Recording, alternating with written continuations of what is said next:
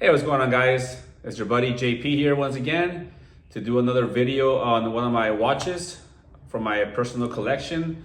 Today I'm going to do a video on my one of my latest watches. I bought this watch about 6 months ago, and it is my Tudor Black Bay 58, aka Coke or Vanilla Coke, GMT.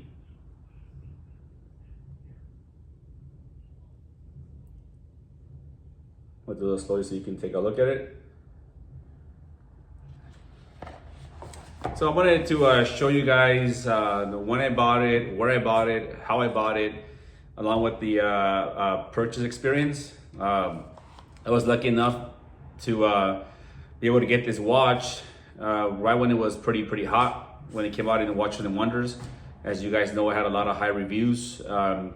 So happens that they opened an authorized dealer boutique in our local mall in San Diego at Fashion Valley. So I ended up going, I was walking there to the soft opening, and I showed up. The general manager was there, and I asked him, hey, do you guys have the new Black Bay 58 GMT? And he says, actually, we only have 2 allocated. One just came in today. So I was lucky enough that it wasn't a soft opening. I was able to purchase it. And then here I am to tell you the story. A few weeks later, they had a official grand opening, which I'm gonna also show you guys how that went. Overall, Tudor is no longer Rolex little brother. I think they're doing their own thing, which I absolutely love. If you guys follow watches closely, you will all know that Tudor stands on his own 2 feet and no longer relies on the Rolex like it used to be in the past. I think that term, the poor man's Rolex, has really changed a lot throughout the years. One because spending $5,000 on a watch is not cheap. In today's economy, very few people can actually do that, right? Let's be honest, it's more like a very first world country thing to say, right? When somebody thinks that $5,000 is cheap, no, it's not. $5,000, $4,000, $3,000 is a lot of money on a watch.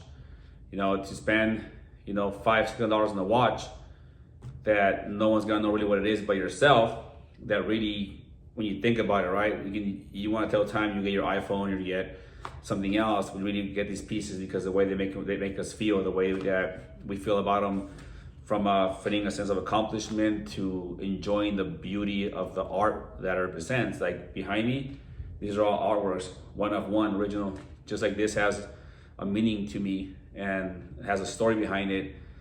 My watches do too, except I can't walk around with these, but you can walk around with these, right? So that's kind of what watches are to me. So Tudor, they're amazing. I mean, what can I say? There's nothing bad about Tudor. They stand alone, right? They really separate themselves from their big brother, and quite frankly, they are amazing. If you guys or any of you are into the motorcycle world like I used to be, a new 600 sports bike really more enough to satisfy your need for speed than jumping into a 1000, right? If you have 1000, there's a lot of power, but so is a 750 or even a 600 because it's lighter. It does pretty much everything that a 1000 does. It looks almost the same as a 1000. It gets the same appeal. You feel cool when you ride that motorcycle in the street. So I guess Tudor, it feels the same way. So I'm gonna show you next when I bought it, how I bought it.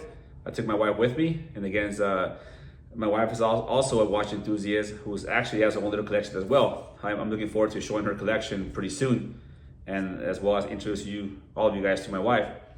But again, today we're gonna focus on my Black Bay 58, aka Coke. So let's go ahead and start off with showing you guys when I bought it and a few back behind the scenes videos on where I bought it. All right, so before I continue showing you guys my watch on my wrist and my overall thoughts, let's go ahead and show you guys my buying experience on buying this Tudor. Let's take a look. Okay.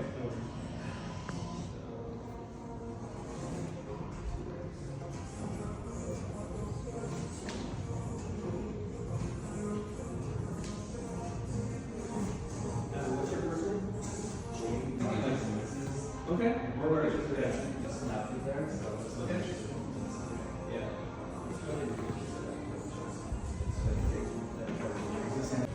What's up, Benji?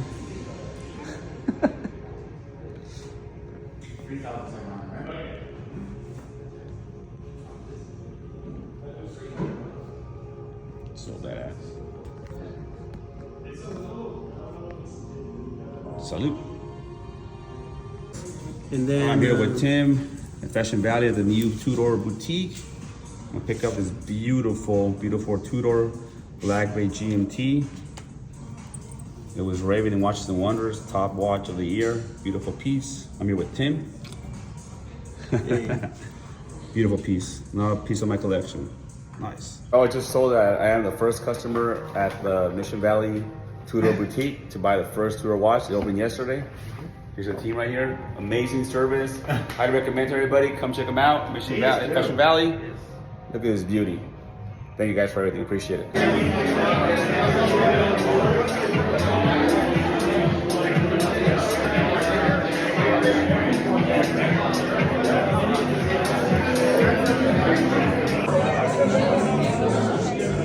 black ceramic. Yeah, like this one. Yeah.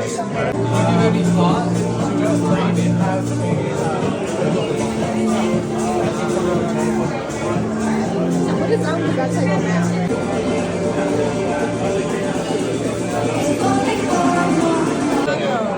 I'll get a mini taco. Okay. Got avocado as well. Thank you.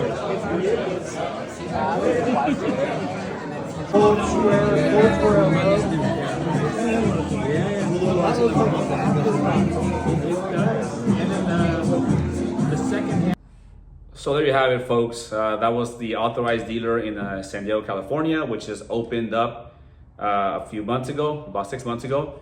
And that just shows the direction of Tudor. They want to open more ADs, more boutiques to have customers have the buying experience rather than to buying it from a Ben Bridges or a jewelry store that really sells everything. They want to be exclusive and they want you to buy it from them, just like Rolex is doing. So it just shows the direction of Rolex, what they're doing. The boutiques are super cool. They got great staff, very knowledgeable, and they really care about their community. So all right, let's go ahead and take my brightening off.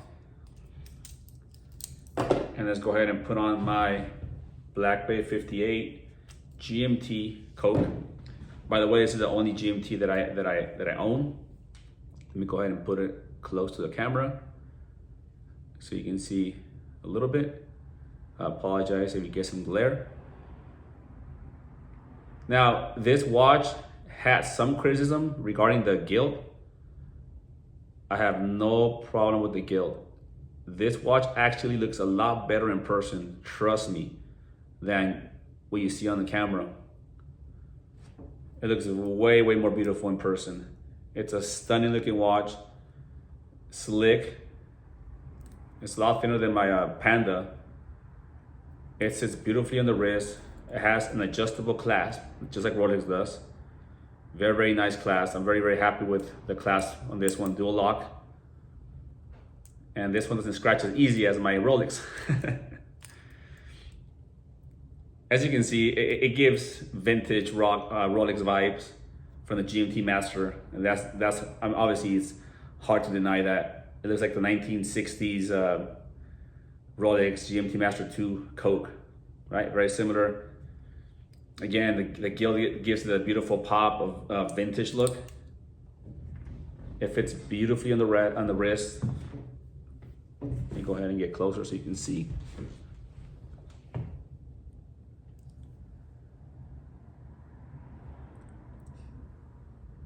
Again, guys, I'm about a 6.5 inch wrist. This is a 39 millimeter. It's got the dome sapphire crystal, which gives it that very nice, unique vintage look.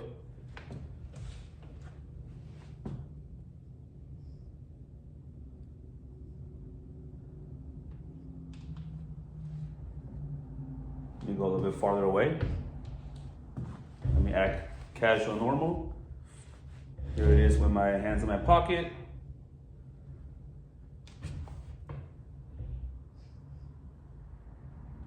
As you can see, it pops.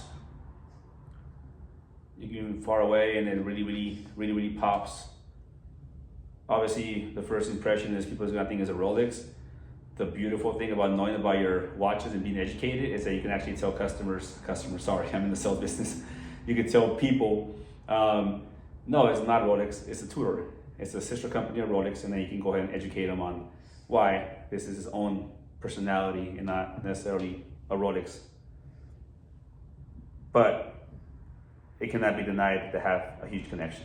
So, great story to tell people when you run into them in the street. Here's another look, sideways, once again. Now, one thing that I don't want to say, I don't want to say that I don't like, it's just being picky. Again, this is not a dive watch, it's a traveler's watch, right? So, in my other video, I posted a video of my Rolex, and I was letting you guys know how I love the clicking action. This has absolutely no clicking action feel. So just so you know, the actual rotating bezel.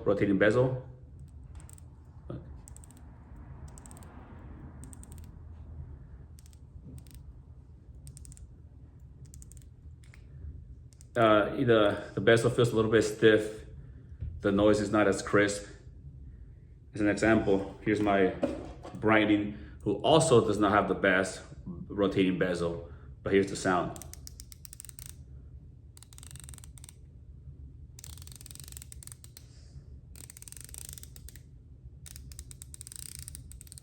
All right, let's go back to the Tudor. Yeah, now that this matters, I'm just letting you guys know that I find it satisfying to turn my bezel when I'm at meetings or whatever. Maybe because of stress, I don't know. But I just want to point that out. Other than that, this has the new movement that Tudor made just to fit on this case for the thickness of it. Again, I won't get much into the details. You can just Google that, and there's a million videos on the caliber and the history behind it. The cost certified and the meta certified and the master chronometer.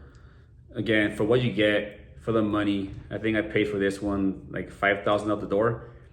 I can't remember. For what you get for the money, it is really, guys, a great value, a great watch to have. It feels amazing on the wrist. It feels high end. It looks better. It looks more expensive than what it really is, to be honest with you guys. The color just pops. The touch of gilt looks amazing. The snowflake hands look beautiful. Just the gold with the stainless steel and then the black and the red. It pops. The bracelet is very beautiful. Very smooth. Don't mind the little fake rivets. Honestly, guys, you don't even know they're there after you have it for a while. It's like a perfect size for somebody with a 6.5 inch or 6 inch wrist. It's got the perfect amount of presence, with the perfect amount of sportiness, with the perfect amount of luxuriness. Does that make sense? Maybe not. But overall, I'm very satisfied with this watch. Like with my Rolex, when I first bought it, I wore it every single day, because I love this so much. I get a lot of compliments wherever I go. People really turn around, they really look at it, it really starts a conversation. But more than anything, it feels great to have a piece that has such great history, has such value for the money that it is really worth it. And this one, so far, is holding its value pretty well. You know, it didn't lose a lot of money. It's pretty much going for almost what it costs MSRP. But this is a watch that I believe eventually is going to go up in price, guys. Again, don't buy a watch for an investment, but if you do care about that, this piece will definitely go up in value eventually. But it's a beautiful piece, stainless steel, 316L. It's got a beautiful brush finish with polish on the sides, just like Rolex. If you really like Rolex, you can't afford one, you buy this one. I guarantee you will not regret it, and you may never even want to get a Rolex. So again, I try to separate how I feel between my Rolexes and my Tudors, but I can tell you one thing from a person that owns both: Tudor really stands alone, and it's no longer hiding behind the shadow of the brothers, of the big brother Rolex. They're doing their own thing. from the authorized dealers to the staff, to the movements, in-house movements, to the quality of the finish. It really is a beautiful watch. And if I could do it again, I'll buy it again. So far I own 2 Tudors, my Panda, this one, and I want to get a Pelagos titanium pretty soon. So there's it, guys. I just want to show you all you guys my GMT Coke. It's a beautiful piece. Obviously I don't use it for the different time zones because I don't travel as much. I'm not a pilot. I just love the fact that I have a GMT, a true GMT that I can be proud of, that it wears perfectly on the wrist. I can't state enough how well it fits. The weight is perfectly balanced. The way it feels, it really feels amazing on the wrist, guys. So anyways, if you have any questions or comments, drop in the comments. Let me know what you guys think. Let me know what you guys recommend for me to get next. Let me know what you guys would like to see. Again, I'm a rookie in this. I'm just doing this on my iPhone. So far, I've gotten a lot of response from all of you guys. I really appreciate it. I'm just a watch enthusiast like all of you guys that decided to make videos on my story and my watches and my future purchases, and just to follow my journey. Please like, subscribe, and comment. Again, I think I have like 175 subscribers. I'm really grateful for that. And just subscribe and let me know what you guys think I should do next. Thanks for your love and support, and you guys have a wonderful Sunday. See you later.